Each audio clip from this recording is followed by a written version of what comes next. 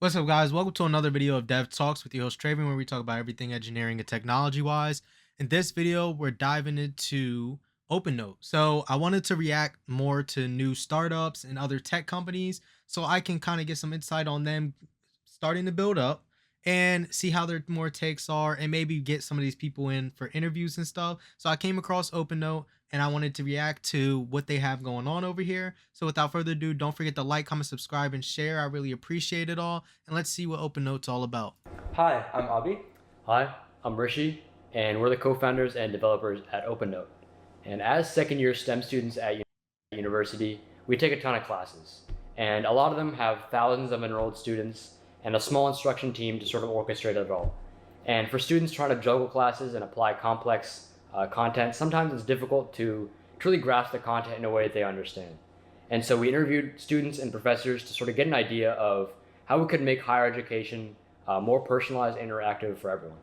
Yeah, so we started Opennote in early 2024 when we were first years competing at UCLA's hackathon, and we were able to develop a pretty solid MVP in just about 40 hours. And we got a lot of great feedback and ran an open beta run where we got 300 users in less than 5 days. And after testing those waters, we thought that things didn't feel right just yet. So let's just dive right into the platform and give you a live demo. So I took a differential equations class last year, which loved the professor, loved the class, loved everything about it. But I'm not gonna lie, I was kind of lost. So I'm gonna make a space and open up, just kind of get some help with differential equations. Awesome. Okay, so if I start with a little bit of a general overview of explain differential equations to me. Awesome. And here we get sort of an overview of differential equations from Feynman. And so from here, I can kind of dive a little bit deeper and kind of get a true feel of really Opennote's interactivity. And say, plot a phase diagram for me.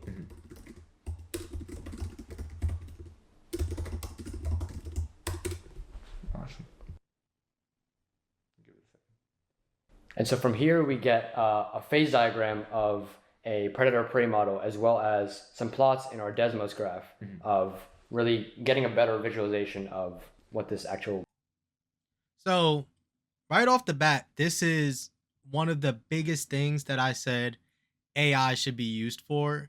And the reason why I brought up AI is because I believe Feynman at the bottom when they're doing the searchings and stuff is an AI tool. So basically they built a product around an AI tool, and I'm guessing is to help students study and students to learn. And I've been an advocate for this. Recently, we recorded a video from OpenAI when they added an open research or a deep research tool to their AI in GPT 4 or 4.5 that's coming out, and we're going to be doing another video on that update as well too. But this is one I'm a big advocate for using AI to learn, especially not to cheat. I have to always put an asterisk there, not to cheat, but to help you learn. We as a society need to start learning how to use more tools to advance our learning. And the more that we can learn quicker and better and more efficiently, the better it is for us to learn more and become smarter, more educated, and things like that, especially in the realm of life where we live in now with technology. It shouldn't be that hard, difficult to learn. I see videos on Instagram all the time about a particular teacher that has cameras up in the classroom. I don't know if it's fake or whatever. I don't really dive too much in social media, but I feel like it's a bad look on how to use AI in class because the students, I feel like it's just an ad for a specific tool, but the students are like, no, I'm using AI to take notes for me so I'm able to review it, or make flashcards for me so that I can review it better later on. That is the stuff that should be praised for using it for. Teachers should praise the use. Teachers should suggest AI and how to use it in a sense to learn. But once again, not to cheat. There's a big gray line. Don't cheat with it. Use it to educate yourself and learn and whatnot. But just don't cheat with it. It's simple. To me, at least to me, it seems simple enough to do it at that scale. But that's one of the things I wanted to cover about this, because I was like, yo, this is amazing. This is somebody who's actually using it in a way and creating a program for people to use it in that way. to be able to become more educated, to learn better. Doesn't matter who your professors are, can it teach you in different ways? So let's just continue on to just see more of this demo and different parts. I also like how this is kind of built out. It's simple right now. I'm assuming it's going to get better as time goes on. They have the little plot graphs over here that came up automatically, and let's look at some of the interactive stuff along with it. Problem is. Yeah. So I can actually jump right in and show a little bit more about how you can interact with the graph. So let's say we had another equation, and I'll just give it something pretty simple. We'll say dy dt equals kt. And that's like a pretty basic differential equation to solve. And that's something you're starting off with in these classes. So let's ask it how or what equation is on my graph. Great. And so once we get this back, we'll get some details on, what I wrote down, how we can solve it, and how it's a first order linear differential equation. So now let's go in and let's actually ask it a video to get a bit of a deeper understanding of what we want to learn about. So I'll say, explain Laplace transform differential equations to me with a video. Awesome. So while we're waiting for this video, we can provide a bit more. That's tough.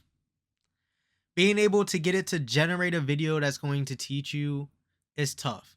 Now, this comes into a aspect of what we talk about a lot on this channel is, will you get replaced, or will teachers get replaced? If parents and students can just go ahead and get taught by a machine correctly, mind you, because not everything is going to work 100% perfectly. Especially right now, AI is not 100% true or correct or has all the tools probably to teach somebody fully. Who knows? But one of the things that that is cool right here is, hey, it can generate its own video to help teach somebody. And we're gonna get to the video eventually when it loads up. I think they have a lot of stuff to show in this demo. But another thing I wanted to point out is these ats right here. A suggestion, I understand why they're using the at video, the at graph is to target a specific action, where it's at, and things in that regard. I understand. I would make a suggestion. I don't know if it's because the AI, Feynman, or whatever you guys are using cannot interpret it properly yet, or that's just how you coded it. But I would like to see if it is possible for you guys to continue using the ads. But what if you just did with a video without the ad? Could the AI or your program still interpret what the user is asking for? If you guys are able to come across that hurdle right there, I'm telling you, it will help out a lot of your users. Free game right here on DevTalks podcast. If you guys think that would help a lot of users out as well too, it's just one simple stuff. It's the little stuff that makes some of the biggest impacts sometimes. Let me know what you guys think in the comments down below, but let's continue on.